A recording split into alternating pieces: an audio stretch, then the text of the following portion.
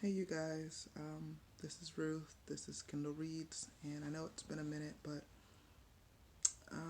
there's been a lot going on, and um, it is very hard to articulate everything that is going on, and yet at the same time,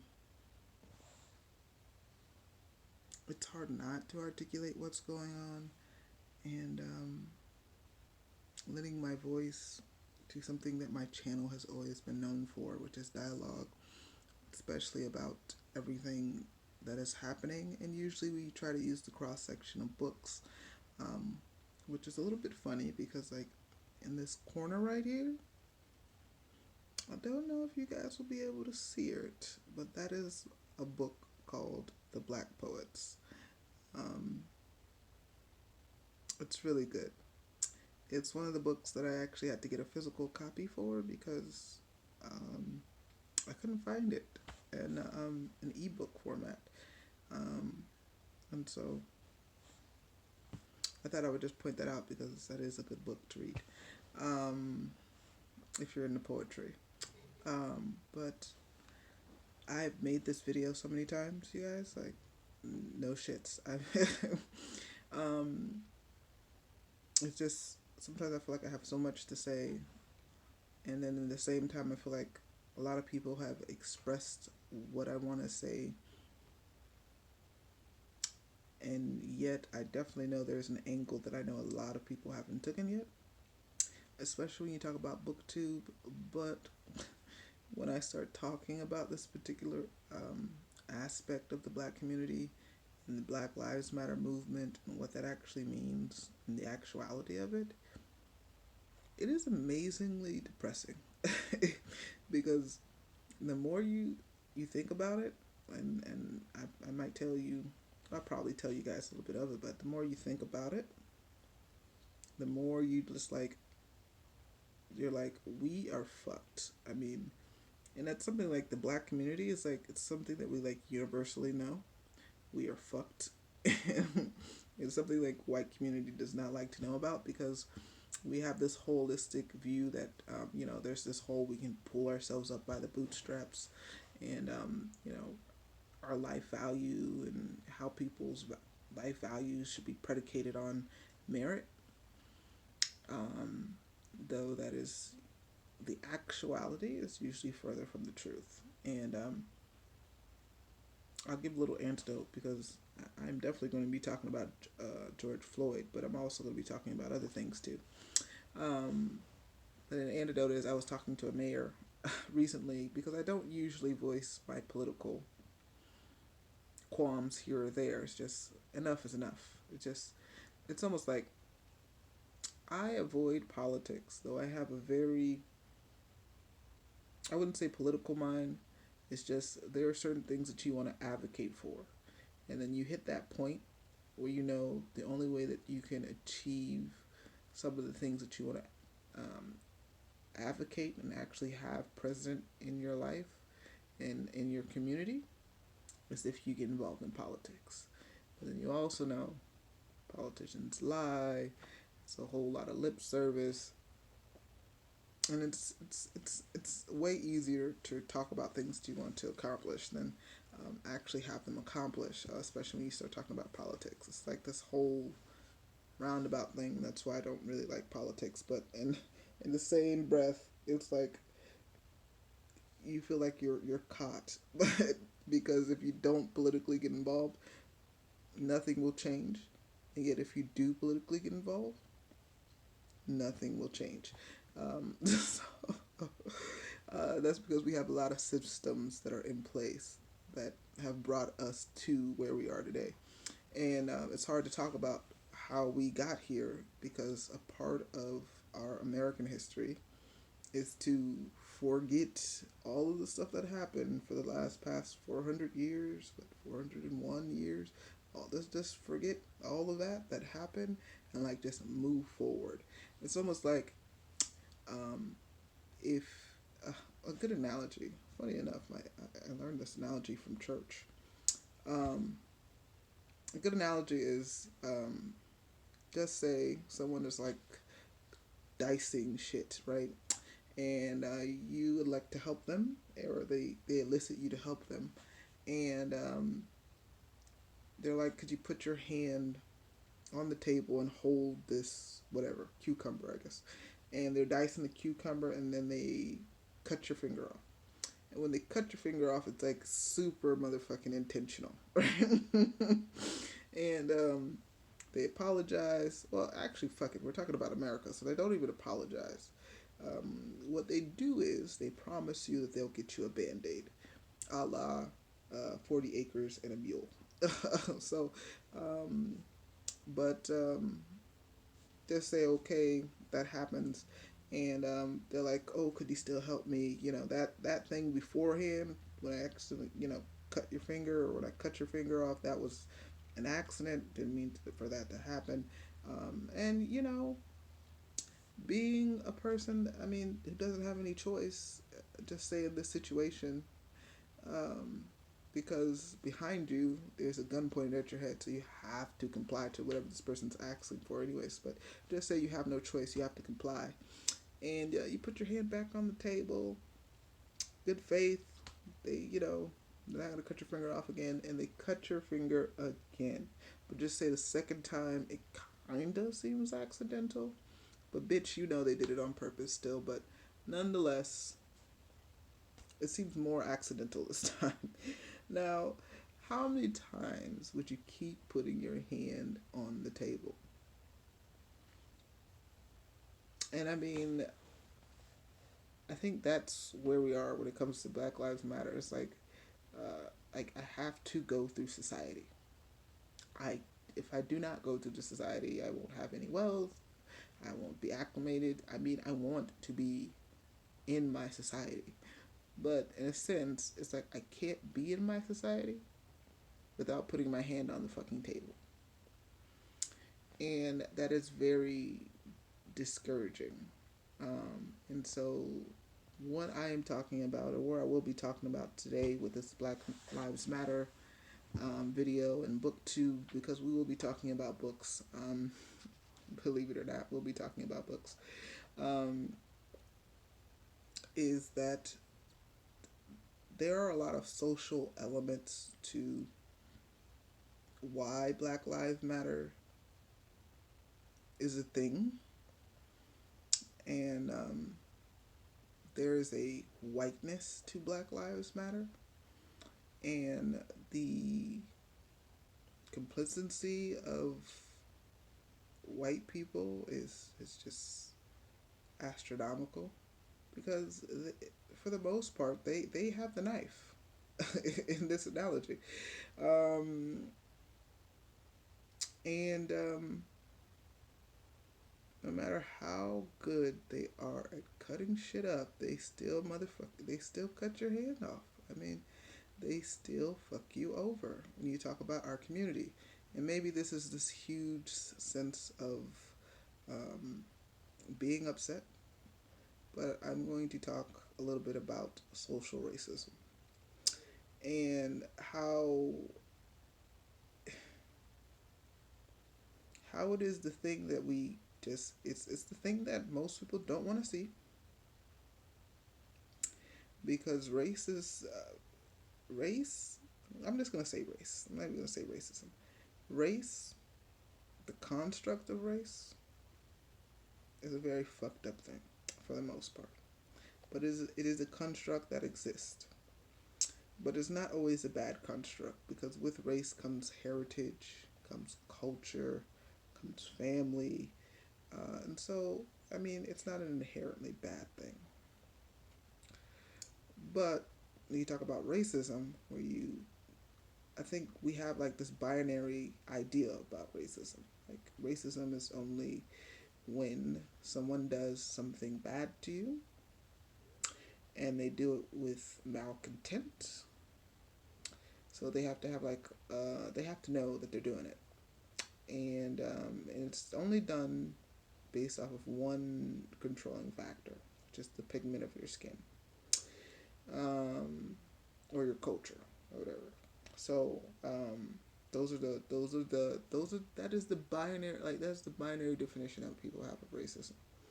And what we notice with George Floyd plays into that binary definition. But I want to say the non binary definition of racism, the social racism, was also just as present in George Floyd's murder as the explicit racism of that white guy who just felt completely vindicated to do what he did and kill him without impunity, kill him knowing that there is like cameras watching him from every angle. You have bystanders pleading, arguing for this man's life. Didn't get two apricots. I'm gonna try to refrain from cursing, even though I know I've probably released so many bombs on here already. But two apricots about what was going on, and a lot of reasons why he did not care is that he is white. He has a lot of social constructs that boosts his belief that he can do a lot of shit without impunity. And then on top of that, give him a badge. and there you go. And so it allows for a lot of these, bad constructs to happen. And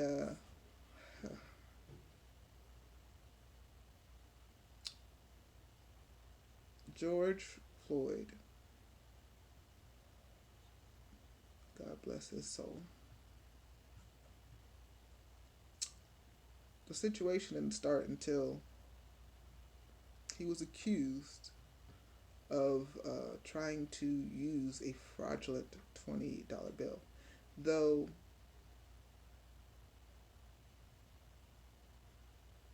I don't know if there was, I don't think there was an actual altercation between George Floyd and where it was presumed that he used a $20 bill that was not real. Though, looking back, it has been, I believe it's been proven that the $20 bill was real. It was actually a valid $20 bill. So I thought you guys should know that, because if you don't, it's important to the story of socialism that I'm going to be talking about a little bit, but it's also not important. Two things could be true. That's one thing I learned in life. Two things could be true at the same time. So it's important and also not important, but and the reason why I say it's not important because it doesn't excuse, vilify, or should allow for the bad thing to happen. The reason why it is important is because to see how senseless the bad thing that, and I keep referring to it as a bad thing because it is a bad thing, but there are stronger words, but for the terrible thing that happened to George. But there is a presumed criminality when it comes to black people and white people. If you do not think for a second that you hold this bias, that you do not weaponize this bias, then you're like out of your mind. I mean, you had the lady with the dog the other day who, in the park, who she basically was like, I'm going to call the cops and tell them they are black. I wonder how many white people know that is not the first time that we've experienced this. I'm going to call the cops, even when the person who they're calling the cops on is legally doing everything right. And there's like this presumptive, you should be scared because there's criminality just within the notion of that person being black. And so when the cops called, when the clerk or cashier called the police, there wasn't a let's check and see if the $20 is valid and all this other jive. There was just a direct criminality that was just presumed to be there. And there's like other footage of the incident that day from a store. And when you talk about that other footage from the store, you can see George Floyd is not resisting arrest at all. And I'm not like just being placid with it as far as my interpretation of resisting. Like they literally walk him to a wall. He is leaning against the wall because they put him up against the wall. He's talking to him, and they walk him. It's not like they're like roughing him up and he's like resisting and like trying to whatever. They walk him to the car. He's in the car. They are doing something to him in the car. All of us black people, we know they're beating the shit out of him in the car. But there's punching and there's like back and forth, and then they take him out of the car just to lay him on the cement so he can put his knee on his neck and choke him out. He was already in custody. I think that's why, and I'm thinking about this now. I think that's why this this could potentially be. All right, so first degree murder. Maybe, I mean, everyone's been watching this story, and if you're watching this video, you're probably watching this video because of the title and what I'm going to be talking about. But um, the officer has been charged, the one with the knee in his neck. He's been charged with second degree murder. At first, it was third degree, which was asinine, but second degree murder. I thought that from the jump street, I personally had the perspective that that was probably the more justifiable charge that he should have been charged with, since uh, there was intent, especially with the crowd pleading, begging for him to allow the man to breathe. But the stuff that happens before George ends up in that video clip that has gone viral, the one that we all see and know, and the one that we all wish we didn't see and know, um, they are fucking this man up in the car, I believe, and it does seem that way. So he was already in, um, he was already, basically in custody. And so you take him out of custody, out of the car, out of the police car, to lay him down and choke him. There has that in itself seems premeditated, in the sense that you thought about it. Premeditation requires thought. I don't think premeditation requires you to think on something for 24 hours. I think as soon as you start thinking and planning in your mind and with your intentions to do something, it is premeditated, like you thought about it before you did it.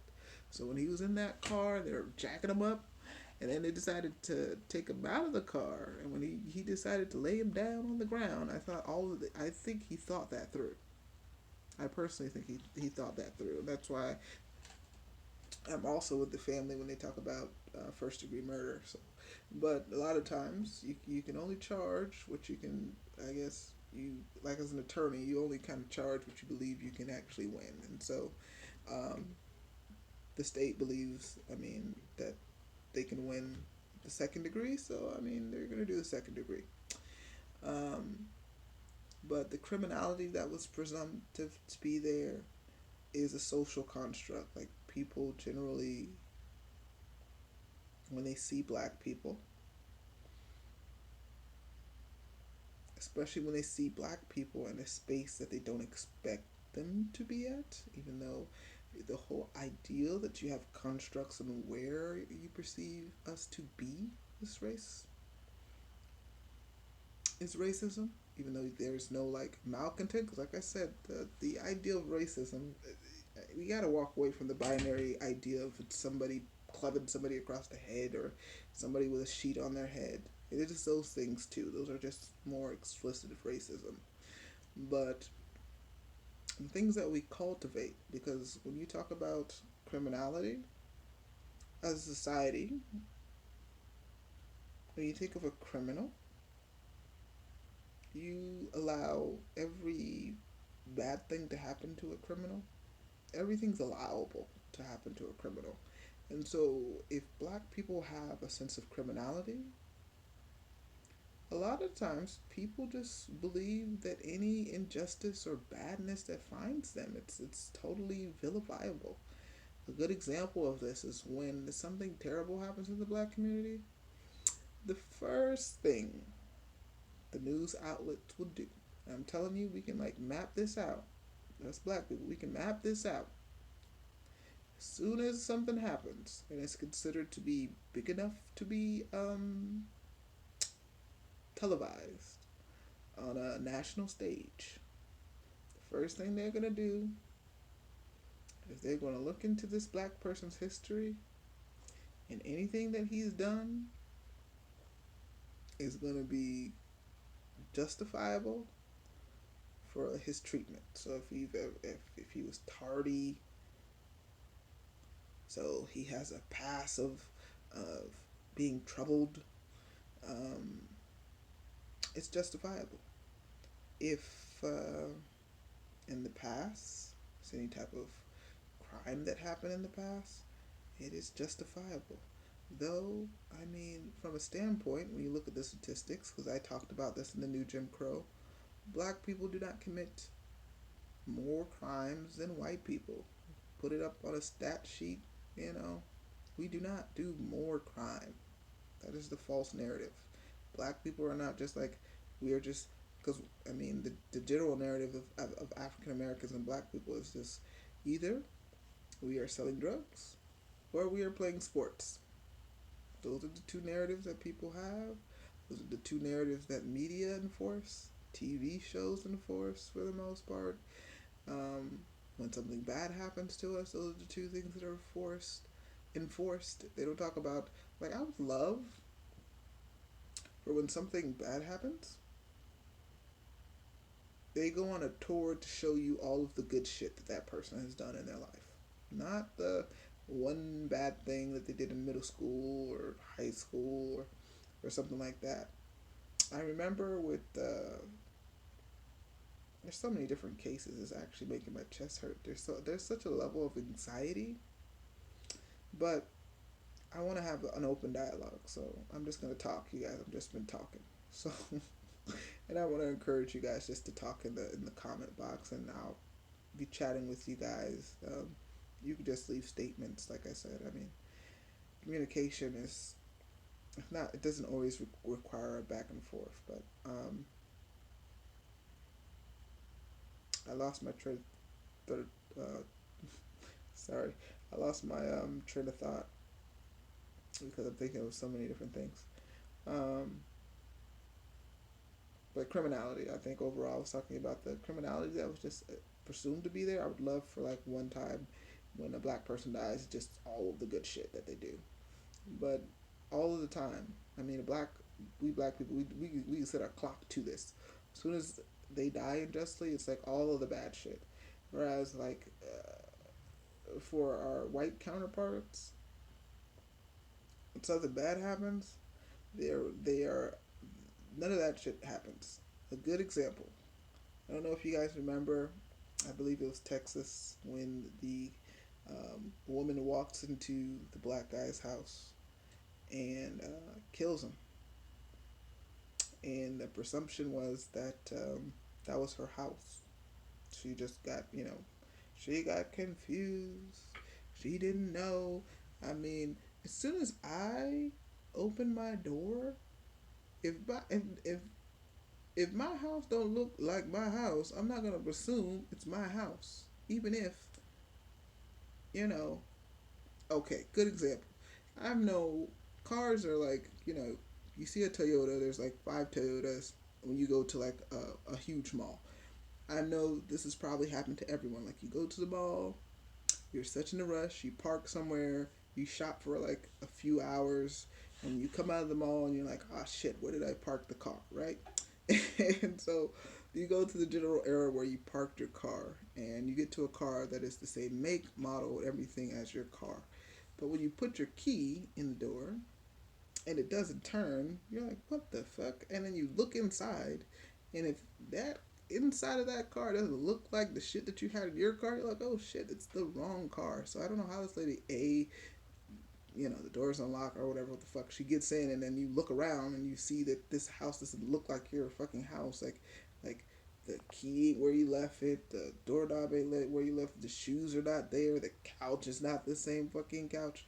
I mean, nothing is the same, and you're like, well, I came in and I thought it was my house, even though like nothing in this house looks like the shit that's in your house. Nonetheless, she walks into this man's house, she kills him, and um, there was no real narrative of like, oh, this is Amy or whatever her name is. I don't even remember the woman's actual name because I try not to give these people credence to value their name since they don't value our names in our lives. Like what the hell? Um, so whatever. This woman, uh, there was like the narratives when you look at the headlines. It wasn't like, oh, look at her past and this is what she did and she was convicted for so and so, or you know, um, at work, she doesn't get along with this and she has this disciplinary, this, that, and the other. That was not the narrative. That was the narrative for the black guy who she went into his home and killed, but not the white woman. So the media does certain things to vilify African American and to try to confirm their general basis of criminality that is presumed to be there for the black person, which excuses whatever evil finds him. And that is the troubling part today.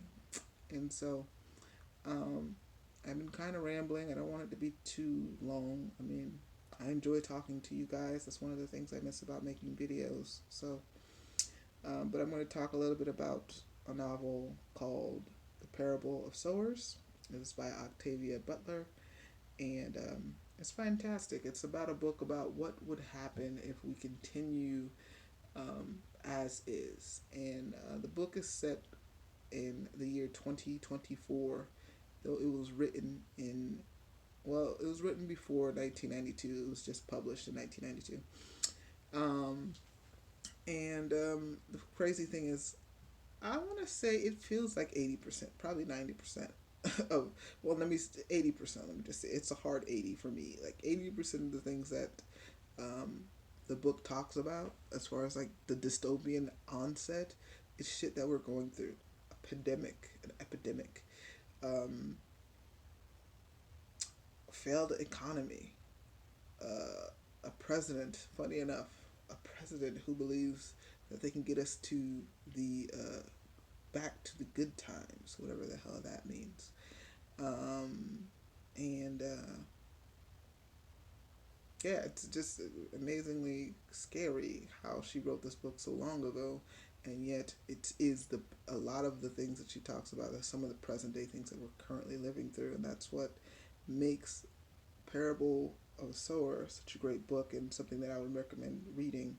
I think in a way it's a way to internalize some of the things that we're feeling and going through, but in the same time allow us a space to just be in another world in a fiction that is just so not what we currently have. Our main character in this book, her name is Lauren Oya Alamina, and she is an empath or hyper empath. She can basically feel what others feel, and she's in this world, in this gated community that is trying to survive against all of these external pressures. Um, and it's a really good read. I don't want to really ruin it for you. I think you should go ahead and pick it up and read it, because I'm of the mindset that book, I mean, it's already for most people who enjoy like fiction, um, or sci fiction, or however you want to kind of put it.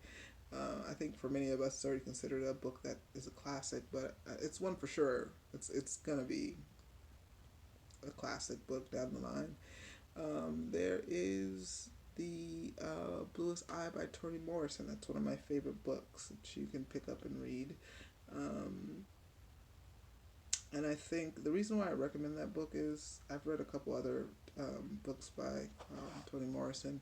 Of course, in this current climate, Beloved would be the obvious choice for the book to read, though The Bluest Eye is my favorite. I personally have not tackled Beloved yet, even though I know that's probably her most renowned work. And I might do a reading challenge for it, as far as like a read along for Beloved. But because of how skilled and goddamn masterful Toni Morrison is at writing and invoking your emotional and spiritual and potty. Like, I don't know who reads Toni Morrison and just doesn't feel like a different way after you're done reading it. Um, I am afraid to read for my own mental health Beloved right now.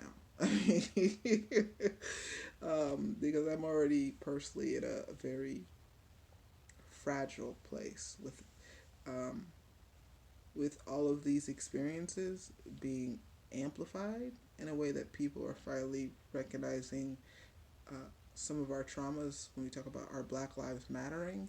Yet in the same way that our Black Lives Matter, like people who are out marching for us, I mean, please be safe. I'm protesting, and I also plan to be at the March on Washington. I'm going to leave from Florida to go all the way to D.C. Um, because I believe so strongly in this.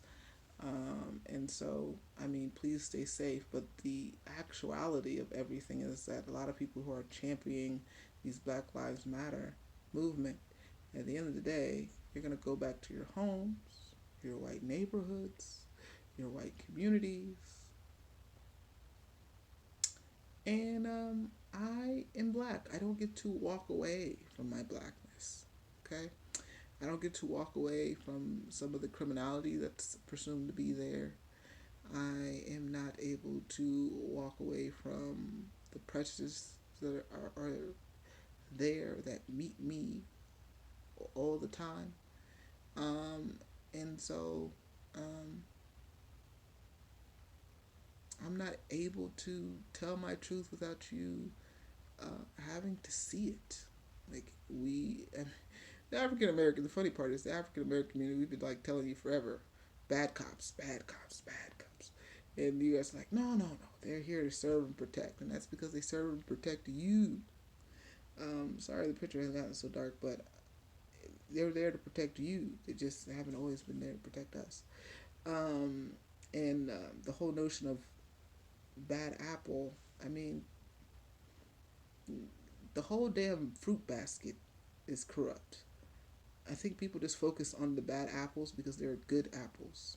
And the fucking, if you think about like a basket full of apples, when people talk about, you know, there are just a couple of bad apples. Don't let the bad apples, obscure the good apples that are in the bunch. There's like 1% bad apples, and the other 99% are good.